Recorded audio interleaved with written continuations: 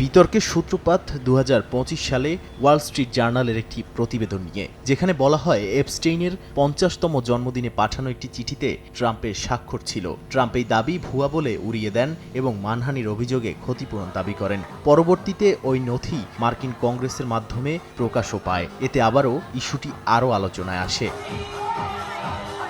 Donald ট্রাম্পের করা $10 billion মানহানি মামলা একটি ফেডারেল আদালত খারিজ করে দিয়েছে। ওয়াল স্ট্রিট জার্নাল ও এর মালিক রুপার্ট মারডকের বিরুদ্ধে এই মামলা করেছিলেন তিনি। অভিযোগ ছিল দণ্ডিত যৌন অপরাধী জেফ্রি এপস্টেইনের সঙ্গে সম্পর্ক নিয়ে প্রকাশিত প্রতিবেদনে তার সুনাম ক্ষুণ্ণ হয়েছে।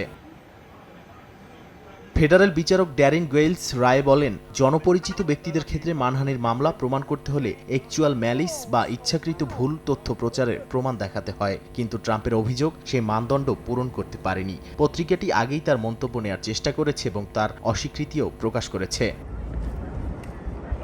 আদালত মামলা খারিজ করলেও ট্রাম্পকে সংশোধিত অভিযোগপত্র দাখিলের সুযোগ দেওয়া হয়েছে। এরই মধ্যে ট্রাম্প নতুন করে মামলা করার ইঙ্গিত দিয়েছেন। অন্যদিকে প্রতিবেদন নির্ভুল বলে নিজেদের আস্থার কথা জানিয়েছে ওয়াল স্ট্রিট জার্নাল কর্তৃপক্ষ। নাদিম মারজান, সময় সংবাদ।